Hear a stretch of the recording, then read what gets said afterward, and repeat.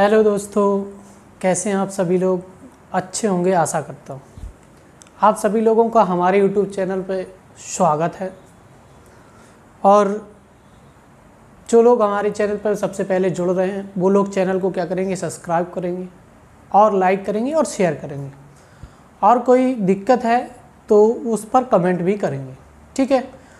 तो दोस्तों 3-4 दिन हो गए, हालांकि वीडियो नहीं मिल पाया है, क्योंकि कारण ये था कि इस समय ऐसा समय चल रहा है कि हर व्यक्ति बीमार है, सभी बीमार है। लगभग में हर जगह, एक जगह नहीं, चाहे जहाँ आप शहर में देख लो, देहात में देख लो, गांव में देख लो, हर घर में कहीं ना कहीं जितने भी सदस्य, सारे सारे सदस्य बीमार हैं इस समय। ये ऐसा समय चल रहा। तो हमारी आप लोगों से भी अपील है कि घर से बिल्कुल भी बाहर ना जाएं। जितना हो सके, जब तक हो सके तब तक घर से बाहर ना जाएं। जब लगे कि नहीं अब काम नहीं चल सकता इसके बगैर, तभी घर से बाहर जाएं, ठीक है दोस्तों। तो इस ऐसे समय में भी हमें पढ़ाई करनी है कि नहीं। अगर नहीं करेंगे तो काफ़ी पिछड़ जाएंगे। हालांकि पढ़ाई भी हमें भी लगातार करनी है, ठीक है। बीमार हैं तो वो बात अलग है, लेकिन आप जैसे ही स्वस्थ होते हैं आप अपनी पढ़ाई को तुरंत जारी करें, ठीक है दोस्तों। तो चलिए हम लोग सबसे पहले चलते हैं। तो हिंदी का टॉपिक जो स्टार्ट किया था हम लोगों ने, उसी को आगे की ओर बढ़ाते हैं। और हम लोगों ने हिंदी साहित्य को स्टार्ट किया था। हिंदी साहित्य में हम लोगों ने भक्ति काल पढ़ लिया था, रीति काल को पढ़ लिया था, आदि काल को पढ़ लिया था, आधुनिक काल को हमें पढ़ना था। तो आधुनिक काल को आज हम लोग स्टार्ट करते हैं। चलिए दोस्तों, आज हम लोग पढ़ने के लिए स्टार्ट करते हैं कि जो हमारा आधुनिक काल है उसके बारे में हम लोग पढ़ेंगे।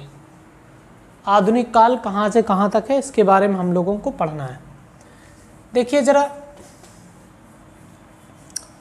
आधुनिक काल के बारे में हम लोग कैसे कैसे पढ़ रहे थे वो याद रखनी है हमको। कि आधुनिक काल के बारे में अगर हम लोग पढ़ें, आधुनिक काल का जो समय पीरियड था वो 1850 से लेकर के अब तक का समय हमने बताया था। ये आपको आधुनिक काल को बताया गया था। कुछ फैक्ट पॉइंट हमें भी अलग से याद रखने हैं, जो कि आधुनिक काल के पढ़ने से पहले ही, हालांकि कई भागों में भी बांटा जाता है आधुनिक काल को, तो पढ़िए ज़रा। तो हमें सबसे पहले क्या पॉइंट याद रखना है कि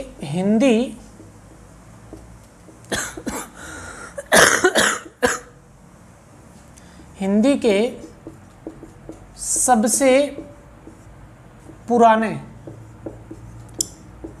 गद्य लेखक कौन हैं? तो याद रखें, गद्य लेखक हम लोग बाबा गोरखनाथ को मानते हैं। बाबा गोरखनाथ को हम लोग हिंदी का सबसे पुराना गद्य लेखक को मानते हैं, ठीक। अब सुनिए जरा, हिंदी गद्य का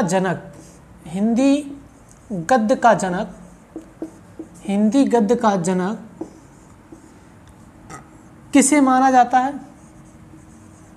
तो भारतेंदु हरिश्चंद्र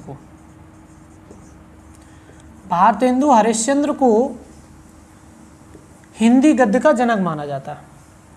हिंदी गद्य का जनक किसे माना जाता है? तो भारतेंदु हरिश्चंद्र को माना जाता है। इतनी बात है, समझ में आ गई तो अच्छी बात। चलिए देखिए अगला पॉइंट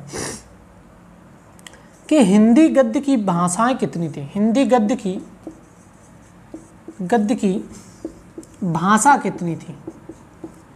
भाषा कितनी थी? तो 3 भाषाएं थी। कितनी थी? 3 भाषाएं। देखिए आधुनिक काल को हम लोग गद्य काल भी कहते हैं, गद्य काल के नाम से भी जानते हैं इसे। आधुनिक काल को गद्य काल के नाम से भी जानते हैं, ठीक। तो गद्य काल की या आधुनिक काल की कितनी भाषाएं थी? 3 भाषाएं थी। देखिए जरा, पहली याद रखनी है आपको ब्रज भाषा आपको पहली भाषा याद रख। दूसरी आपको याद रखनी है राजस्थानी भाषा। फिर इसके बाद में हमें तीसरी भाषा याद रखनी है खड़ी भाषा या खड़ी बोली। खड़ी बोली या खड़ी भाषा भी है। ये 3 प्रकार की भाषाएं थी आधुनिक काल में, मतलब जो भी इतिहास लिखा गया वो 3 कालों में लिखा गया। कौन कौन से काल थे, मतलब ये जो आपका आधुनिक काल था उसमें 3 कालों में लिखा गया। कौन कौन सी भाषाओं का प्रयोग किया गया, तो एक ब्रज भाषा, एक राजस्थानी और एक तुम्हारी खड़ी बोली, ये 3 में इसको लिखा जाता है। मतलब जो भी साहित्य था आधुनिक काल का वो इन तीनों कालों में ही लिखा गया। ठीक, अगर बात समझ गए तो अच्छी बात। चलिए ज़रा अब इतना आप लोगों को पॉइंट याद रखना है और नोट करके लिखना है। फिर इसके बाद में जो आधुनिक काल होता है उसे कितने भागों में बांटा गया इसके बारे में हम आपको बताएंगे। तो पहले इसको नोट करें, फिर इसके बाद में हम लोग आगे की ओर चलते हैं और इसको अच्छे से नोट करिए और प्रॉपर तरीके से चले। चलिए नोट करिए। देखिए ज़रा अब हम लोग देखते हैं कि जो आपका आधुनिक काल है उसे 6 भागों में बांटा गया है। आधुनिक काल को 6 भागों में बांटा गया भाई साहब। कौन कौन से काल हैं देखिए ज़रा। आधुनिक काल को या गद्य काल को, आधुनिक काल को 6 भागों में बांटा गया। 6 भागों में बांटा गया है। कितने भागों में बांटा गया? 6 भागों में बांटा गया। कौन कौन से भाग हैं तो देखिए ज़रा। सबसे पहला हमें जो मिलेगा वो भारतेंदु युग मिलेगा। भारतेंदु युग हमें मिलेगा। सबसे पहला युग भारतेंदु युग। दूसरा युग मिलेगा हमें द्विवेदी युग। द्विवेदी युग मिलेगा। ठीक, इनका आप टाइम पीरियड भी याद रखना, 1850 से लेकर के 1900 तक। फिर इसके बाद में द्विवेदी युग का 1900 से लेकर के 1920 तक। फिर इसके बाद में तीसरा मिलेगा आपको छायावादी युग। छायावादी युग, छायावादी युग जो होता है वो 1920 से लेकर के ये 36 तक चलता है। फिर इसके बाद में जो चौथा मिलेगा हमें छायावादी युग, पहले आपको भारतेंदु युग पढ़ना है, फिर द्विवेदी युग पढ़ना है, फिर छायावादी पढ़ना है, फिर प्रगतिवादी युग पढ़ना,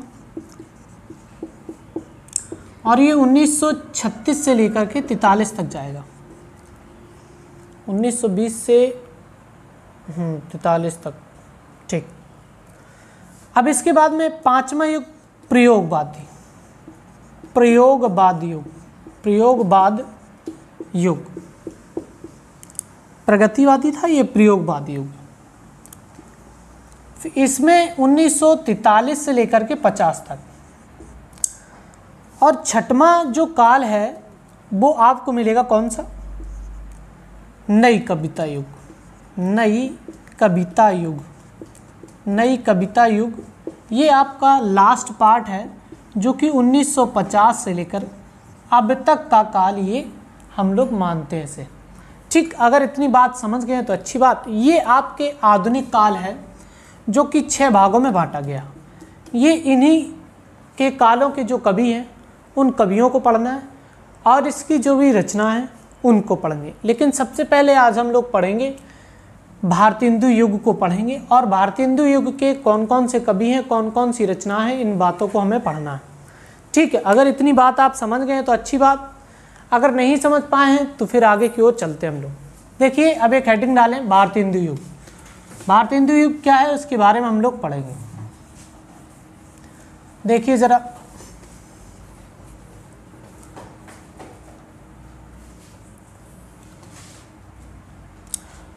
भारतेंदु युग में हम लोग पढ़ेंगे। भारतेंदु युग को पढ़ेंगे। भारतेंदु युग का टाइम पीरियड जो है वो 1850 से लेकर के 1900 तक है। 1850 से लेकर के 1900 तक हमारा भारतेंदु युग जाता है। इसके सबसे पहले हम लोग याद रखेंगे कवि कौन कौन से हैं भारतेंदु युग के। तो याद रखें, ट्रिक के माध्यम से याद रखेंगे। भारत दत्त जग का स्वामी, भारत दत्ता जग का स्वामी।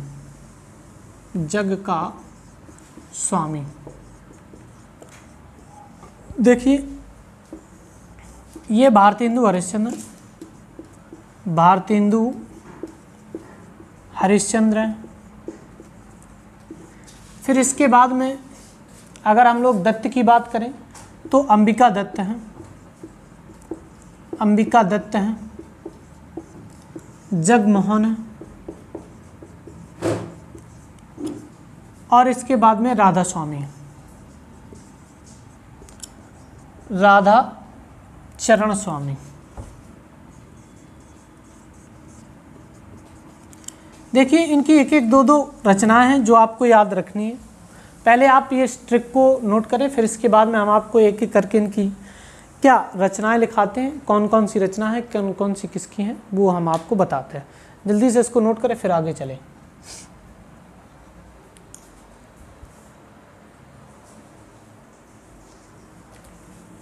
चलिए भाई देखिए जरा, अब हम लोग सबसे पहले डालेंगे भारतेंदु हरिश्चंद्र।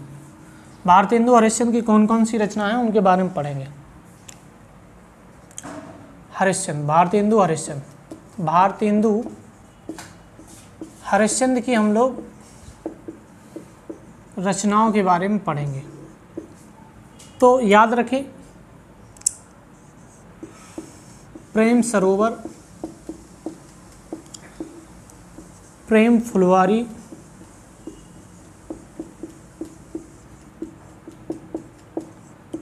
और आपको याद रखनी है प्रेम मल्लिका, प्रेम मल्लिका। ये 3 रचनाएं इनकी हैं। ठीक, इसके बाद में हम लोग याद रखेंगे किसको, अंबिका दत्त को। अंबिका दत्त को ये आपके दूसरे कवि, हालांकि एक एक दो रचना हैं जो आपको याद रखनी है। भारत धर्म और पाबस पचासा, ये इनकी भी 2 रचना हैं जो आपको याद रखनी है। ठीक, इतनी नोट करें जल्दी से, फिर इसके बाद में हम लोग आगे की ओर चलते हैं। चलिए, नोट हो गया होगा। अगले कवि कौन होंगे, जगमोहन। अगले कवि जगमोहन है। जगमोहन की एक 2 रचना है, एक है देवयानी। देवयानी आपको याद रखनी है जो पूछी जाती है। एक इसके बाद में आपको श्याम सरोजनी, ये आपको 2 रचनाएं याद रखनी है, किसकी, जगमोहन की। इसके बाद में राधा चरण स्वामी की केवल एक ही है, राधा चरण स्वामी की। राधा चरण स्वामी की केवल एक ही रचना है आपको याद रखनी है जो पूछी जाती है, नवभक्तमाल। नवभक्तमाल ये इनकी एक रचना है जो आपको याद रखनी है। ठीक, तो ये आपका हो गया कौन सा काल, आधुनिक काल के अंतर्गत भारतेंदु युग हमने पढ़ लिया। आधुनिक काल के अंतर्गत हमने भारतेंदु युग पढ़ा और उसके कौन कौन से कवि थे उसके बारे में हम लोगों ने पढ़ा। हम कल पढ़ेंगे द्विवेदी युग। द्विवेदी युग में कौन कौन से कवि थे उसके बारे में पढ़ेंगे और उसकी रचना कौन कौन सी थी वो भी हम लोग ट्रिक के माध्यम से याद करेंगे। ठीक है, तो आज के लिए हम लोग इतने ही रखते हैं। और जो हमारे प्यारे बहन भाई पहली बार चैनल से जुड़ रहे हैं वो लोग चैनल को लाइक करेंगे, शेयर करेंगे और सब्सक्राइब करेंगे।